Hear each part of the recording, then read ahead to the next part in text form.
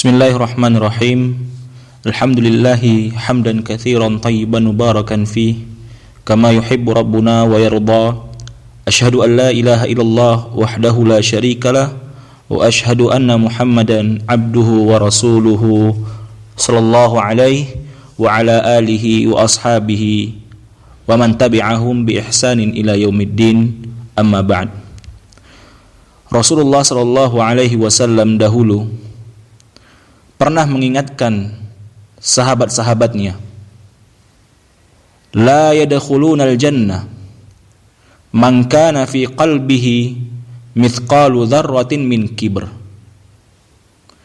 Nabi Muhammad sallallahu alaihi wasallam mengingatkan kita semua bahwa orang yang di dalam hatinya ada kesombongan seberat zarrah pun itu tidak akan masuk surganya Allah Subhanahu wa taala. Zarrah itu ukuran yang paling kecil.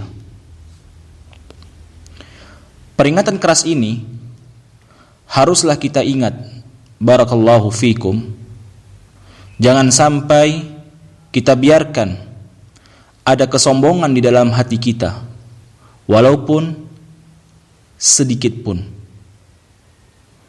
Jangan pernah merasa lebih baik dibandingkan orang lain, walaupun sedikit. Jangan pernah merasa orang lain itu lebih rendah di hadapan kita. Jangan ya ikhwah. Satu hal yang tidak boleh kita lakukan adalah kibar, kesombongan. Walaupun orang itu adalah seorang pendosa, walaupun orang itu adalah pelaku maksiat, itu adalah ujian dari Allah Azza wa Jal. Terkadang ikhwani fillah, barakallahu fikum, syaitan bermain dalam hal ini, memanfaatkan momen dalam hal ini. Pernahkah, ini sebuah pertanyaan jujur ya ikhwah, kita sampaikan kepada diri kita masing-masing untuk kemudian dijawab jujur pula pada diri kita masing-masing? Pernahkah ya ikhwah kita merasa lebih baik dari sebagian orang yang dalam kesehariannya tidak pernah sholat, yang dalam kesehariannya selalu melakukan maksiat, yang pagi, siang, dan malamnya selalu berbuat dosa, sehingga kita menganggap diri kita lebih baik dari mereka karena kita sholat, misalnya kita ngaji, karena kita pintar baca Al-Quran, karena kita sering berdoa kepada Allah Subhanahu wa taala bangun malam, lalu menganggap diri ini lebih baik dari mereka. Ya ikhwah, jangan pernah memiliki perasaan hal-hal yang seperti itu. Itu adalah ujian dari Allah Azza wa Jal. Apakah kita tetap ikhlas di dalam beribadah kepada Allah Azza wa Jal? Karena salah satu tanda keikhlasan itu adalah bagaimana membuat hubungan itu lurus antara kita dengan Allah Azza wa Jal. Tidak pernah menjadikan orang lain sebagai pebanding. Sebuah riwayat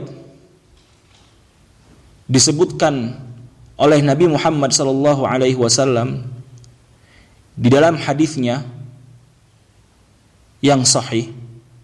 Nabi Muhammad sallallahu alaihi wasallam menceritakan, dulu di kalangan Bani Israel ada dua orang bersaudara. Yang satu taat selalu kepada Allah Azza wa Jal. Saudaranya adalah pelaku maksiat. yang selalu beribadah kepada Allah Azza wa Jal terus selalu mengingatkan saudaranya yang melakukan maksiat. Ingat engkau kepada Allah, tub ilallah, taubat kepada Allah Azza wa Jal. Jadi sang saudara yang baik ini ternyata selalu memberi nasihat kepada saudaranya, selalu beramar ma'ruf nahi mungkar. Taubat, taubat engkau wahai saudaraku. Sedangkan saudaranya yang melakukan maksiat, setiap kali mendapatkan nasihat, dia menjawab, iya. Tapi diulang lagi. Kemudian dia jawab, iya. Diulang lagi. Kemudian ketika dinasihati, dia jawab, iya. Diulang lagi. Dan seterusnya. Sampai pada batas akhirnya, yang soleh tadi ini, yang senang beribadah, mengatakan dan bersumpah dengan menyebut nama Allah Azza wa Jal, la yaghfirakallahu abadan. Kata saudaranya yang soleh tadi ini, dia mengatakan, kalau kamu seperti ini terus, bagaimana mungkin engkau mendapatkan ampunan dari Allah Azza wa Jal? Tidak akan mungkin Allah mengampunimu selama-lamanya. Ma'asyiral ikhwah, faya subhanallah, maka Allah Azza wa Jal murka. Allah Subhanahu wa ta'ala berfirman, man dzalladzi yata'alla alayya, siapa yang sudah berani berbuat lancang seperti itu, membatasi rahmat dan maghfirahnya Allah Azza wa Jal.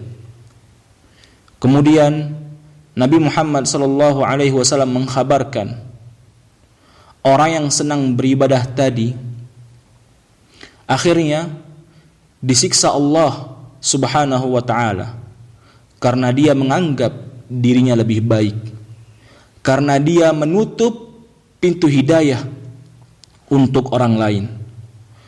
Sementara saudaranya yang pelaku maksiat dan senang berbuat dosa akhirnya masuk surga, karena pada akhirnya dia mendapatkan hidayah dari Allah Subhanahu wa ta'ala, lalu dia benar-benar bertaubat kepada Allah Azza wa Jal.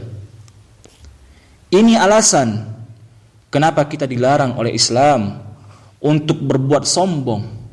Inilah alasan kenapa kita dilarang oleh Islam untuk kibar dan takabbur. Inilah alasan ya ikhwah, kenapa kita dilarang Islam menganggap diri lebih baik dan lebih suci dibandingkan orang lain. Karena masing-masing kita tidak bisa memastikan akhir dari kehidupan kita nanti seperti apa. Bisa saja orang yang kita anggap soleh, termasuk kita sendiri mungkin, menganggap dirinya soleh, bisa saja di akhir kehidupan kita kemudian kita berjumpa dengan su'ul khatimah wal'iyadzu billah. Tetapi mereka yang kita anggap jahat, mereka yang kita anggap buruk, kita anggap jauh dari Allah Azza wa Jal, di akhir kehidupannya mendapatkan husnul khatimah. Maka ya ikhwah, barakallahu fikum, jangan pernah menganggap diri ini lebih baik. Jangan pernah meremehkan orang lain walau sekecil apapun. Wassalamualaikum warahmatullahi wabarakatuh.